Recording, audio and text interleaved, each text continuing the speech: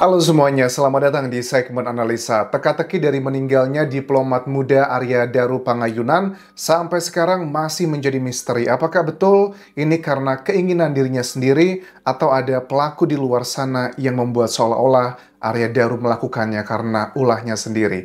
Dan untuk video kali ini ada salah satu hal terkait dengan CCTV yang diduga ini ada banyak kejanggalan teman-teman yang sudah beredar di masyarakat. Salah satunya adalah adanya kayak CCTV pada saat yang diduga bernama Siswanto, penjaga kos-kosan tersebut, yang dia ini sekitar jam 5:20 pagi, itu kan muter ya, lewat di depan kamarnya dari sang diplomat. Nah, yang anehnya adalah di sini begini teman-teman, ada salah satu video yang kita zoom, kita lebih detailkan, itu kan dia membawa sapu. Dan sapunya itu kan memang kita tidak melihat di video yang beredar, dia pakai sapu itu untuk membersihkan lantai atau apapun kita nggak lihat di CCTV tersebut. Tetapi kalau kita lihat di ujung dari CCTV, ini menitnya adalah kalau aku lihat yang gerakan ada sesuatu di depan kamar dari Arya Danu ini adalah Arya Daru di 05.2046. Oke, kita lihat dulu adalah video yang kita fokuskan di bagian tersebut. Nanti di bagian berikutnya kita lihat adalah video secara utuh yang kurang lebih 1 menit pada saat berada di depan kamar tersebut yang secara lebih besar atau menyeluruh. Ini adalah bagian yang pertama. Oke, 52. Oke.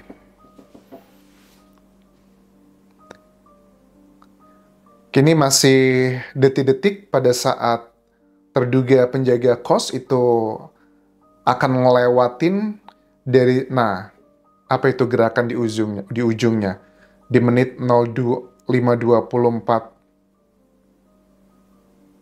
6 47 48. Itu kayaknya gerakan sapu nggak sih? Karena sapunya kan hijau ya. Tapi ngapain dia? Apakah dia nyapu di depan kamarnya Arya, tapi dia tidak nyapu di kamar yang lain? Gerakannya masih ada, kayak sapu diayunkan, tipikal kalau nyapu gitu kan ya. Dan di CCTV ini kan yang menjadi salah satu teka-teki adalah kenapa kok pada saat penjaga kos ini waktu menemukan di jam 7:30 pagi sekitar itu, kita bisa ngelihat jendelanya, kita bisa ngelihat clear secara utuh kamarnya mendiang Arya gitu. Tapi pada saat di CCTV yang jam 5.20 ini, kita nggak bisa ngelihat pintunya Arya dan juga jendelanya. Apa? Kok bisa seperti itu? Nah, ini dia baru lewatkan ya. Dalam hitungan detik. Kenapa dia cuma nyapu, kalau memang itu tidak adalah gerakan menyapu, cuma nyapu di depan kamarnya Arya, tapi dia tidak menyapu di kamar-kamar yang lainnya. Ini nggak bisa kelihatan pintunya Arya dan juga jendelanya karena aku nggak tahu nih apakah ini dipotong, di zoom, atau seperti apa. Oke, itu adalah video yang ngebuat netizen tuh bertanya-tanya, itu gerakan apa? Sekarang coba kita lihat adalah video yang sama pada saat subuh-subuh tersebut di jam 5.20 dan alibi dari terduga penjaga kos ini adalah karena dia ditelepon oleh sang istri, istri dari mendiang, untuk dicek kamar dari sang suaminya. Dan ini sudah dikonfirmasi oleh penyidik bahwa betul di tanggal 7 dan juga 8 Juli 2025, 8 Juli adalah hari kejadian ditemukan sudah tidak lagi bernafas, memang istrinya sudah mengakui menelpon penjaga kos itu sebanyak 3 kali. Tapi yang telepon pertama di sekitar jam 10-an malam itu nggak diangkat. Baru diangkat atau nomor yang barunya baru diketahui itu di pukul 00:40 atau hampir jam 1 malam. Dan yang kedua adalah di jam sekitar subuh ini teman-teman, di teleponnya dari Jogja. Oke, kita lihat adalah pada saat video yang secara utuh ini di menit 05.2045. Ini, nah, itu kan tadi kita lihat yang di ujung ya. Kayak dia kayak nyapu atau geser-geser apa gitu. Pintu dari kamarnya mendiang nggak kelihatan. Dan kalau aku hitung di sini jaraknya ya nggak terlalu jauh sih.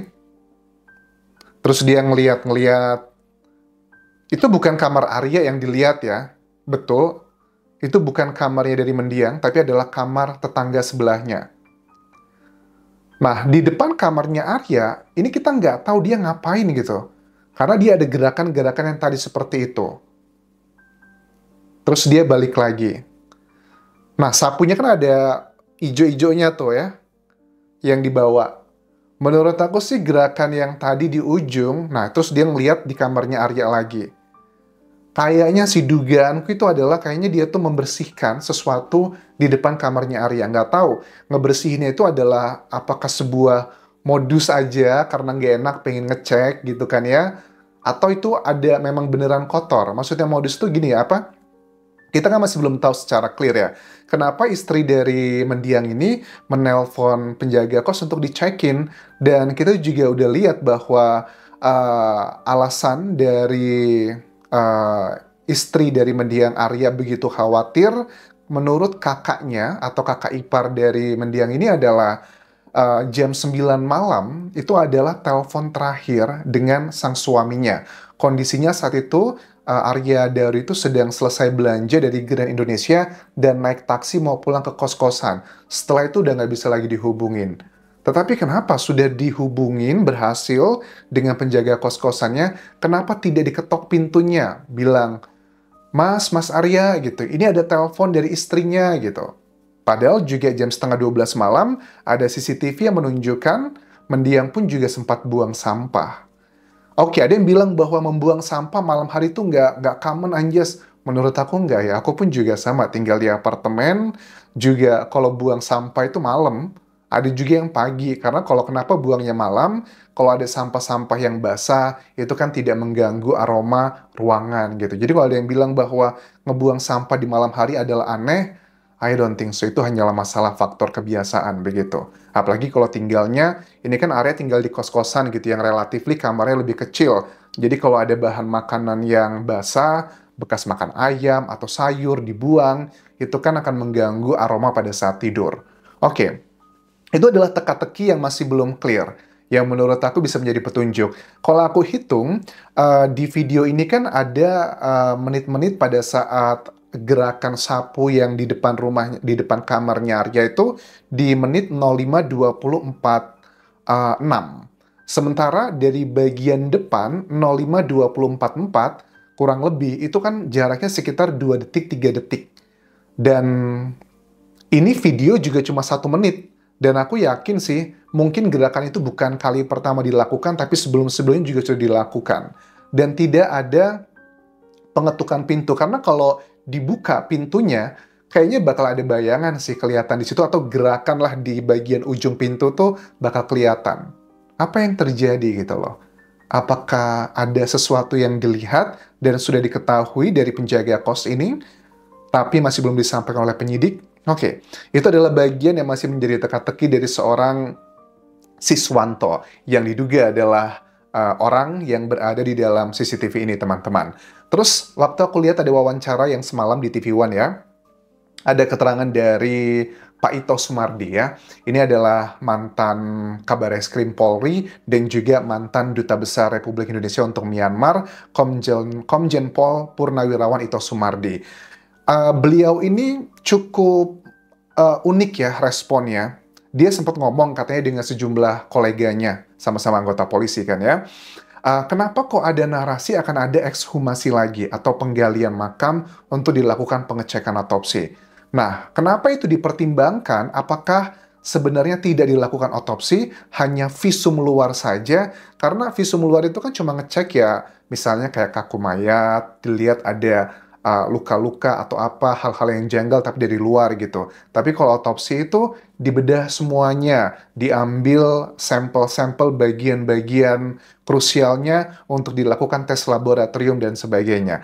Maksudnya gimana? Pak Ito Sumardi kayaknya kesannya meragukan apakah sudah dilakukan otopsi atau belum. Ini salah satu cuplikannya waktu diwawancara di TV One semalam, teman-teman.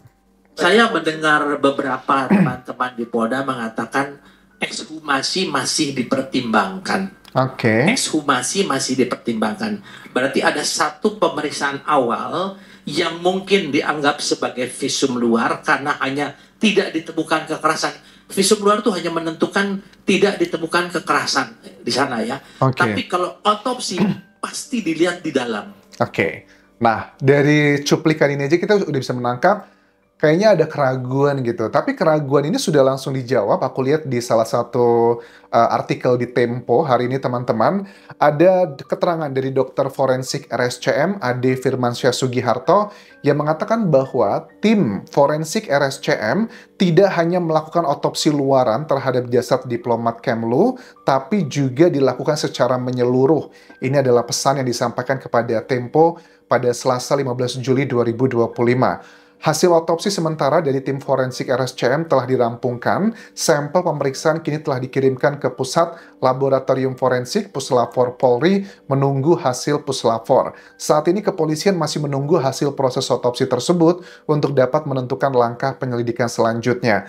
Yang bisa mengumumkan hasil otopsi dan menjelaskan ke masyarakat itu adalah penyidik. Kalau dari dokter forensik, mereka tuh tugasnya hanya ya menyimpulkan aja dengan saintifik apa penyebabnya, waktunya, kapan kematian, ada kejanggalan apa aja, nanti itu akan dilakukan penyidikannya oleh penyidik itu teman-teman. Jadi ya mudah-mudahan sih sudah dilakukan secara utuh, tapi kenapa ada narasi ekshumasi juga ngebuat masyarakat juga bingung, ini beneran atau enggak gitu. Karena kan apa ya, kayak beberapa kasus di Indonesia pun juga sama, otopsinya dilakukan 2 kali. Yang paling viral juga menurut aku kayak case di ya kasus Subang lah ya, di Jawa Barat itu pun juga sama kan ya, otopsinya 2 kali dan jaraknya cukup jauh, sekitar 1 bulanan lebih begitu. Semakin lama dimakamkan dalam kubur, itu akan semakin banyak menghilangkan jejak-jejak yang bisa memberikan petunjuk. So, ini yang bisa aku bahas untuk video kali ini terkait dengan teka-teki dari meninggalnya diplomat Arya Daru Pangayunan yang seharusnya akhir bulan ini berangkat bertugas ke Finlandia. Kalau aku lihat dari jejak digitalnya kan selama ini mendiang ini tugasnya di tempat-tempat yang tidak begitu favorit lah ya, mungkin buat para diplomat, kayak di mana di bagian-bagian yang kategorinya masuk dalam negara yang berkembang atau sedang nggak oke lah gitu, maksudnya secara ekonomi gitu. Tapi ini kan Finlandia tuh termasuk negara maju kawasan Eropa dan juga ini kayaknya menjadi salah satu impian banyak diplomat. Tetapi kenapa kok justru ada kejadian seperti ini? Oke, thank you very much for watching. Sampai ketemu lagi di video berikutnya. Tinggalkan like dan juga komen, subscribe channel YouTube ini, follow Instagram, Facebook pageku, dan juga akun TikTok di Anjas Sosmara. Sampai jumpa.